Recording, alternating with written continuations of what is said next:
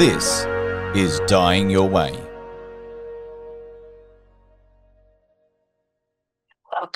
Welcome everyone to the Dying Your Way podcast and to this Encore series. Today we have a special Encore presentation with a podcast that I did with Molly Reynolds, who is an Australian filmmaker and did the documentary My Name Is Gulpilil. And it's a fascinating interview. I mean, I learned so much about Aboriginal culture and about David Gulpilil. And I wanted to share this particular podcast with you again because I recently saw another documentary about David Gulpilil called Journey Home, and it's narrated by Hugh Jackman. It really showed the last wish of David Gulpilil to go home to Arnhem Land, which is where he was born. And Molly and I discuss about the importance of this in the podcast. And got me thinking that, all of us really just have a desire to go back to our roots from where we came at the end of life. All of us don't get there, but it's interesting the number of people that actually do, not even understanding why. Enjoy this podcast, and if you like it, please let us know, share it with others. And if you get a chance to see Molly's documentary, My Name is Gulpilil, big thumbs up. And then you can follow it up with the documentary Journey Home, which rounds it all out. Thanks so much. Welcome, everyone, to Dying Your Way. And this podcast today is honored to have a very special guest, Molly Reynolds. She is a well-known director here in Australia. And we're going to be specifically looking at David Gulpilil, who is the subject of a film that is recently released. And we'll talk about that and talk about Aboriginal culture and their outlook on death and dying and access to good quality care in death and dying. So I think to give this context, it would just be better if I read a synopsis that is part of the media materials that was given to me. So I think that will just make it a lot easier. It says, in what is very likely his final film, the great Australian actor David Gulpilil faces his own mortality. He is dying of lung cancer. Holding the camera figuratively in the palm of his hand, David performs directly for whoever might be out there in the future looking at him, to what is for him his final audience. He talks about what it is to stare down death and what it was to live a life such as he did, a dizzying mix of traditional Aboriginal ways of life and modern Hollywood excess, and everything that comes in between that. It is pure and unvarnished in David Gulpilil, finally able to say in a film exactly what he wants to say. He reminisces about his films and his fame and the effects of both on a tribal boy from the Northern Territory. He talks about acting and how dancing in his own culture is really the basis of what made him famous. And now he looks towards going home to his own funeral, the specifications of which he is very particular about. He's visited by his sisters, including his twin Mary, and they plan for his passing. So David is dying of stage 4 lung cancer, And today it's just a real honor to introduce you to the director of this film, My Name Is Gulpilil, by Molly Reynolds. Here's Molly. Thank you, Claire, for that very fine introduction. It's a pleasure to meet you. And I just want to say I have had my whole Australian education by my Australian husband by watching Australian films. And I have looked at the list of all of the 25 some odd films that he has been in, and I had already seen 8 of them. And then since knowing that we were going to be doing this interview, I've seen 10 more. And I saw that, I want to be sure I'm saying the name of, My Name is Gulpilil. I'm probably destroying the pronunciation of that. No, not bad, Claire. It's Gulpilil. So just that final L. Gulpilil. Gulpilil. And one of the reasons why the documentary is titled My Name is Gulpilil because throughout David's performing career, he's had to endure many different versions of his name. Oh, and sure. So, yes, it's yeah. Oh, you're close. You're very close. Well, but I did see the film on ABC, iView, before this was even in my wheelhouse that I was going to be doing an interview with you, and it was mesmerizing. It was just haunting. It was so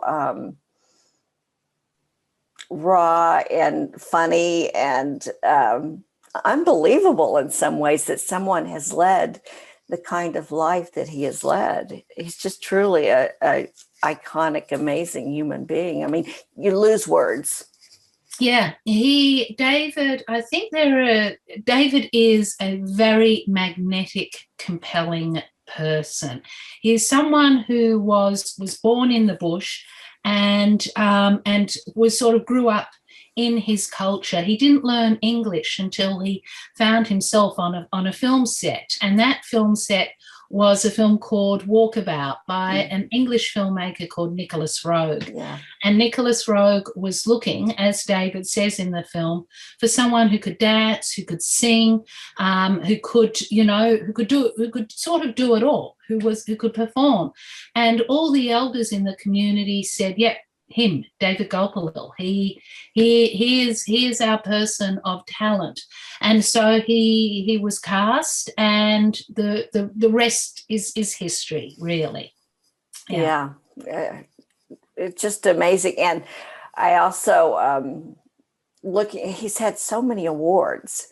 And I noticed that an artist who did his painting got the Archibald Prize, which that's another thing that people in the United States don't know about, but it's just this amazing honor for artists that do different portraits primarily. And David's portrait won in 2004, I believe. Yes, that was a portrait by Craig Ruddy.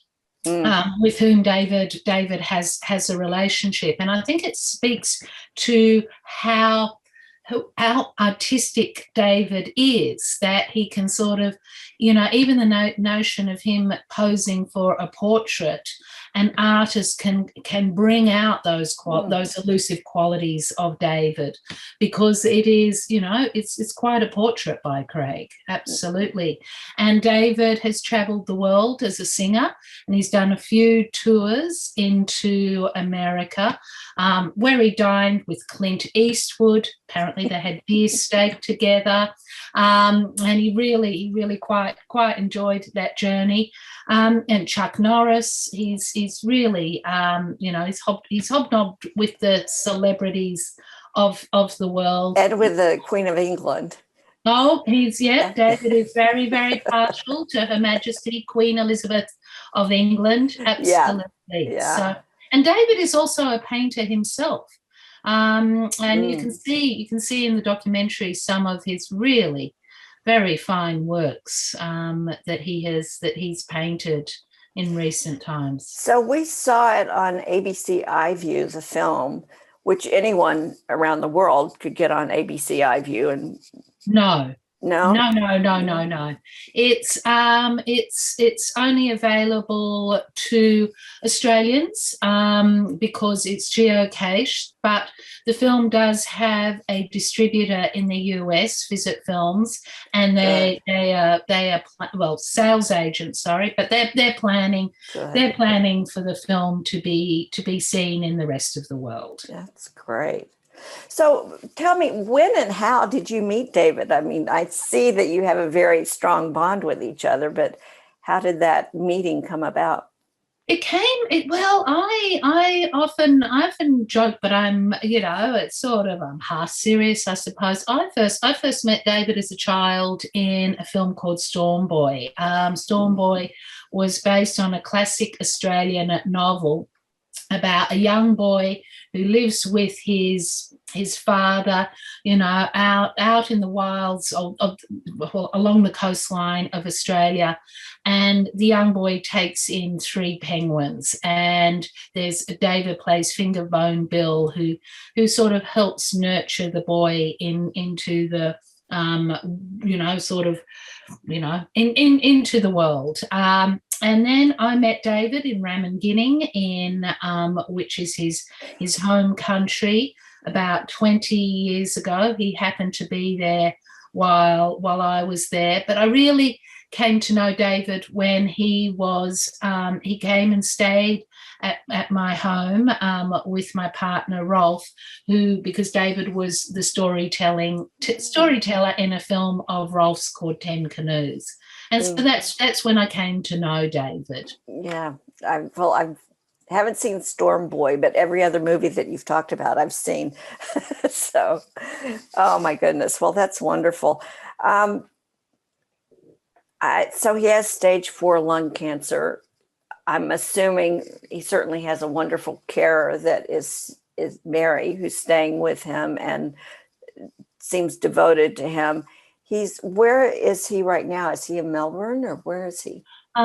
We, as you know, Australia, well, obviously you live here, we're sort of carved up into states, not unlike the US, and he lives in South Australia, and he lives in a town just outside the capital city there called Murray Bridge. And he was living there when he was diagnosed with his cancer, and he was diagnosed in March 2017, and Rolf and I had gone to pay our respects to David and see how he was faring, and he was so keen to work because work is his lifeblood. He lives for the camera, and so we struck upon making this documentary, and the original plan with the documentary was to finish with David's death ceremonies up in his country. But with each passing year, David transcended the odds, and he ostensively was recovering. And in that, we thought, well, we'll finish the documentary now instead of waiting for his demise, because it looked like we were going to wait a long time. Yeah, I mean, it's really unusual to have a stage 4 person have such longevity. So just for listeners out there, it does happen, there. But I'm really, I was impressed in the film with the quality of care that he was getting, and the support network that he had. And is that unusual?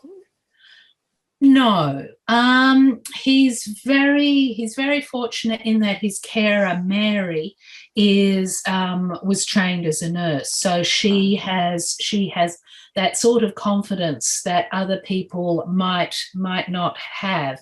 And David has made that.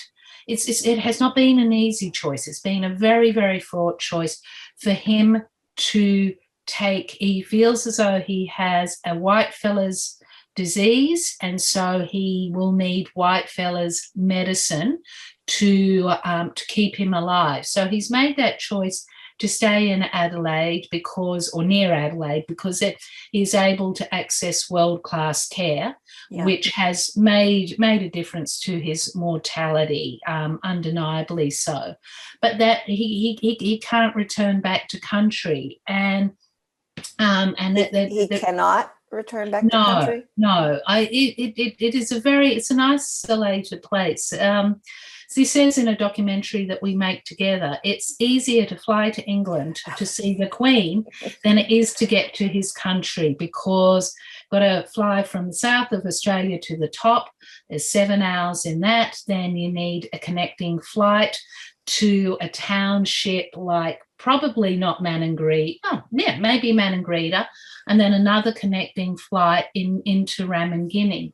And while there's a clinic there, it's baseline care. It's about keeping people well, or keeping them okay until they can get to Darwin for the next level of care.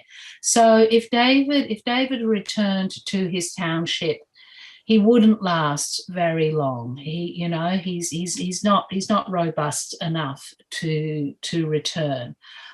So yes, he has that difficult choice, because explain to the audience how important it is for an Aboriginal person to return to where they were born as part of their end of life journey. I mean, if you could. Look, I'll sort of our First Nations people are spread, all over Australia, and it's almost like Europe, in that culturally there's a great deal of difference. I know the Yolngu community of northeast. Even more precise, I know a community based around the township of Ramangini. They're Yolngu people, and the Yolngu peoples live in northeast Arnhem Land. And so what I can speak to is my experience there, and it is culturally we're so different that my insights are limited, but I do have relationship and connection with a few people, like David and Peter Jigger, who's his kinship son, and who Rolf and I have done a lot of work with. Mm-hmm. And what I've come to understand is the nature of interconnectedness that the Yolngu people have, which they have it to their country, to the earth, to one another, to the skies, to the stars. It is all interconnected, and yet also very, very fluid. And it is my understanding is that, as Peter Jigger has said so eloquently, his bones are in the earth, his ancestors' bones are in the earth. So there's a connection to country that us Westerners, I don't think in our paradigm can really begin to appreciate. And so it's an internal crisis for David to be so far away from country. But at the same time, he chooses to be alive and not dead. Sure. Where he gets some comfort, I think, is that he knows, partly because we have promised, we as in at least Rolf and I, we promise this because we can do it, is to get his body back to the township, back to his peoples, so that they can begin the ceremonies and do what is right and proper. And so David can once again become a fish in the water hole. Yeah. And that's what his name means, kingfisher, right? Well, interestingly, yes, it does. It's very, again, it's a complex thing, because someone like David will have a number of totems, and depending on where he he is or who he's with, his totem will change. Mm-hmm. And so it speaks to, again, interconnectedness and the fluidness of that. And so David, depending on circumstance, will attach to, to different totems. But yes, Gulpilil does mean kingfisher. Yeah. Well, it was, and I watched your documentary, Another Country, last night, and it really kind of explained the film that I guess your husband did before. It's a suite. Charlie's Country? Charlie's Country. Yes. So I saw Charlie's Country, and then I saw your documentary, and it really explained to me the fictional Charlie's Country with Another Country, which is a documentary that you did, that really tied it up for me to understand, really the clash of the cultures with Black fellows, white fellows, being able to, I felt like that they were trying to be kind by assimilating into allowing the missionaries and people to come into their world. And, now they're just totally told or feel like they're told what to do at every turn. Now, maybe Claire, we should back up here just for your listeners, and Please. And I shall explain to them that David has had a long-standing relationship with my partner Rolf de Heer, and Rolf cast David in his first lead role in a film called The Tracker at the turn of the century, which is kind of rather gobsmacking that it took so long for a man of that immense talent to have a lead role. They collaborated together on a film called 10 Canoes, which was Australia's first in-language Indigenous film. And then, that was when I had come to know David. And David had a really rough patch in his life. He is a man of two worlds, and he was also a man who had certain predilections and, is, as he admits in My Name Is Gulpilil, was an drug and alcoholic. He very much liked to smoke marijuana and drink alcohol to excess. Mm-hmm. Anyway, he and he could behave very badly in those circumstances. He went to prison twice for driving over the limit and drunken and disorderly. And then he went to prison for domestic violence, throwing a broom at his wife, Miriam. And so he went to jail. And during that period of time, he never drank alcohol again. Took him a little bit longer to wean himself off marijuana, which he no longer smokes.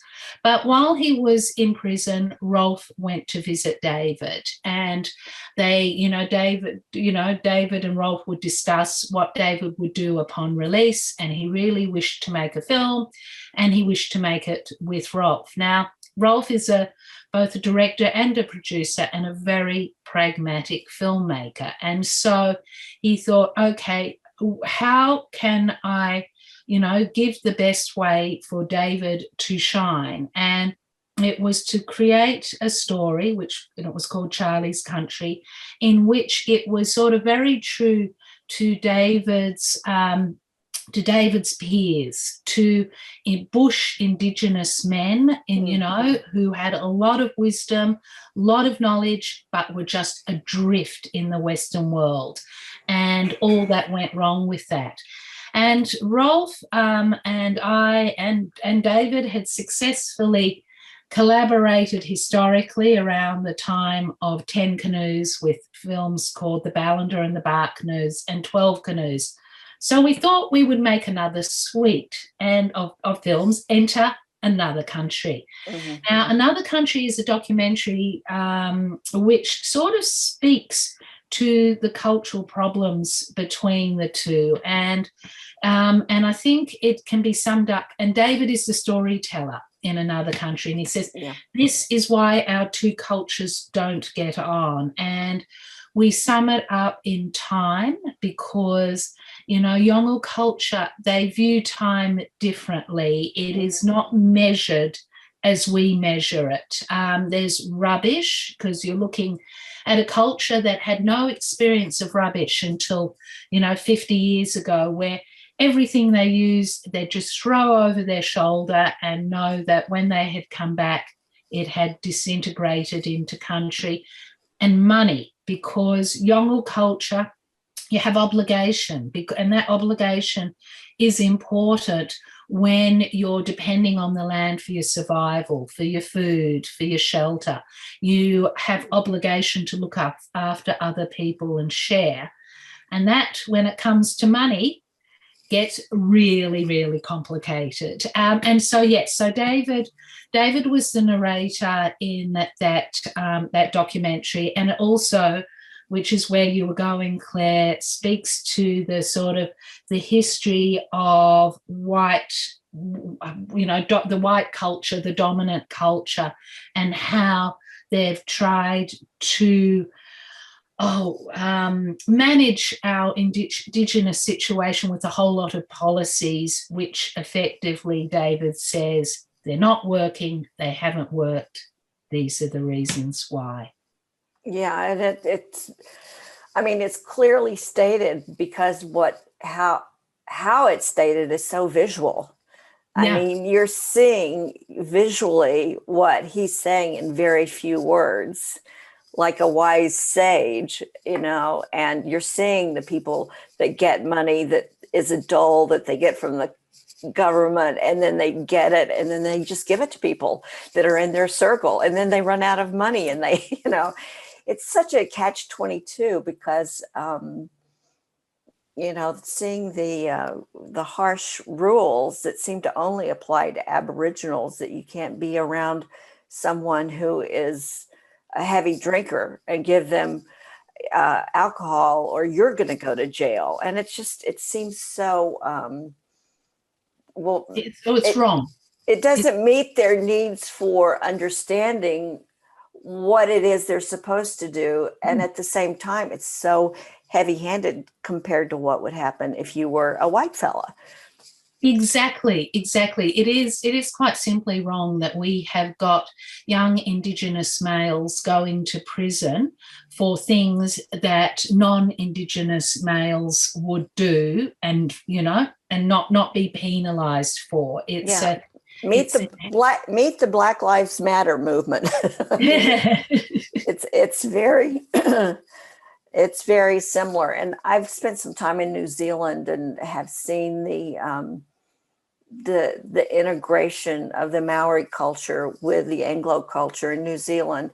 And it's very different than my experience here of the blending of the Aboriginal culture with the Anglo culture here. Yeah, I think they say there are it's different, but I think one of the reasons that the Maoris and the Pakeha they have a different dynamic, and that is because a treaty was negotiated. Yeah. Where in Australia we just came in, and Terry Annullis said, no one live here, this can be claimed. And so I think it early on a completely different dynamic set up. And also that, as I mentioned earlier, that in Australia, our Indigenous peoples are incredibly diverse, culturally, and by the time you work your way from one end of Australia to another, you've got different languages, there's not the means to communicate. And so that's a difference between us and New Zealand as well. I've just noticed, maybe it's been like 3 or 4 years that I've been going back and forth between the United States and Australia, but I really have noticed a difference in an awareness and an acknowledgement of country in whether you want to call it, now it's politically correct to do it, I see more of it. And that is, might be because of the Black Lives Matter movement in the United States. But I think, and I'm speaking as a white person, the privilege that we have just grown up with and lived our lives, is I'm becoming aware. I'll just speak for myself. I'm becoming aware that I have not been, I've probably been I have grandchildren that are mixed race, and, I love that hybrid vigor, but there is just a real need for diversity in Australia, in my opinion, that is so prevalent in New Zealand, and it's prevalent in the United States too. Granted, with its problems, but So from your perspective, you think that there is more diversity in the US with your First Peoples than there is in Australia? Yeah, I mean, you could point anecdotally that that's not true, but it depends on where you live in the United States. I spent a lot of my time in LA, so I was around diversity all the time, and it's different where you live. But the treaty in New Zealand really seemed to make a huge difference, and it bleeds into quality of life at the end of life, and the access to good quality care that is lacking depending on what your zip code is, your postcode. Oh yes, indeed. In Australia, the life expectancies of our Indigenous peoples is way lower than, and I think it's inherently fraught from a government and political perspective, because the money has been invested into care, but it's just not translating in any meaningful way to improve life expectancy. It is, it's very fraught within Australia, very fraught. Yeah. Well, I mean, I know that the government for everyone has aged care packages, but if you're not getting to that age, I mean, there just needs, I have been talking to a lot of people here that there are hopefully going to be changes in public policy, for end of life care. And I see it, now with the new government in the United States, there's a real possibility to improve that there as well.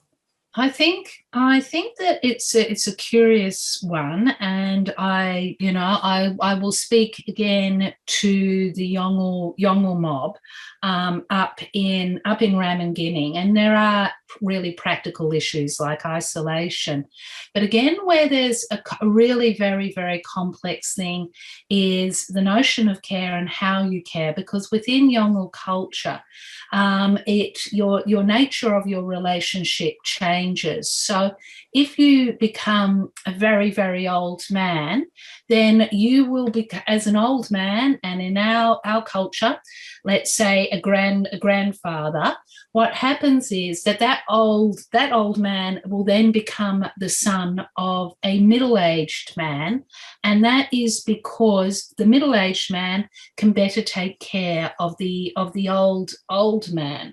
So it's a very to kind of find care, the notion of sort of structured care and support, and apply it to a different culture when it's sort of been crafted for a Western culture. Yeah, is hard. I see that. Thank you for clarifying that. You see, that was just sort of an audacious white privilege thing I just said. So. Well, no, because in many ways, everybody, we should have universal access to care and to, health and medicine and things like that.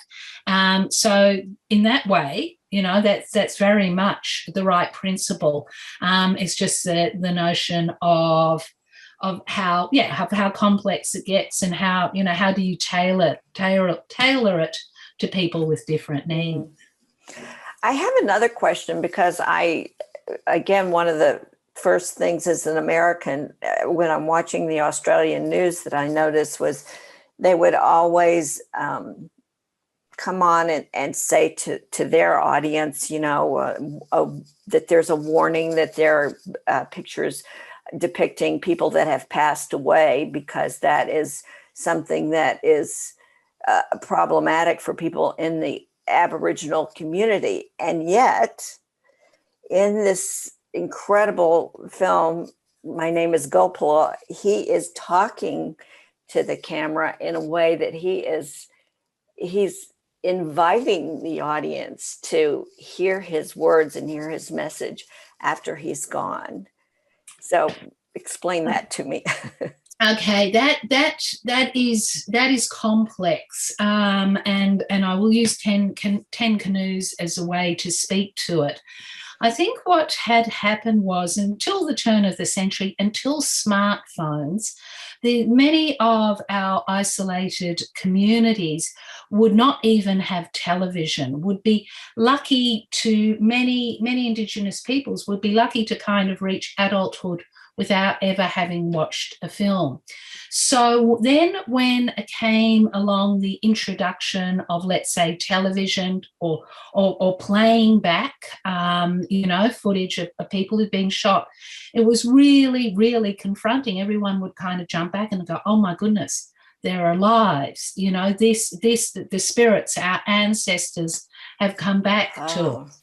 And so it was really, really shocking. And it was, again, the dominant culture's way of managing that situation, to provide a warning before all viewing. And now it's become convention.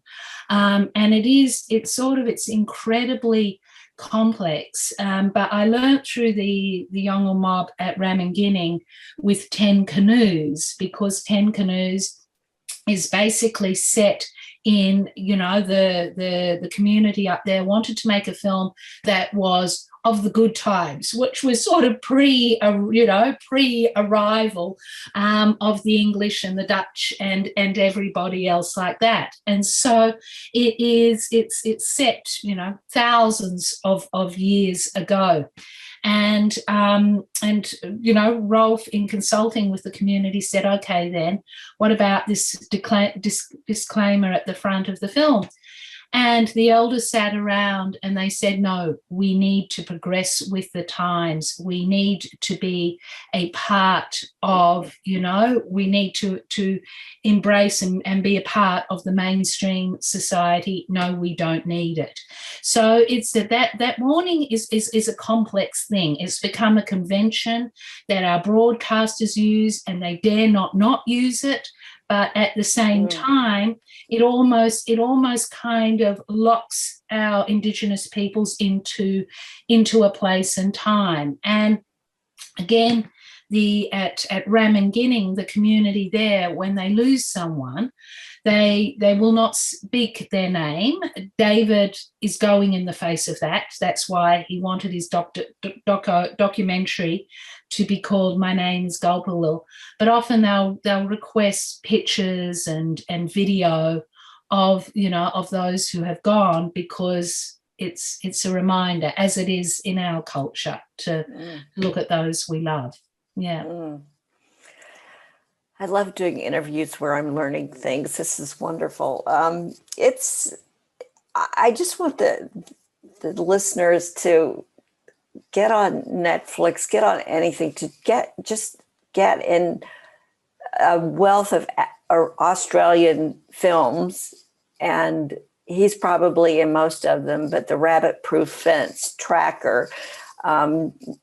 Everyone's seen Nicole Kidman, Hugh Jackman in Australia, but there are there is just so much to learn from these films that really was denied to a global audience because the U.S. distributors for, I think, since the 1930s until not that long ago, really were not letting Australian films be distributed in the United States.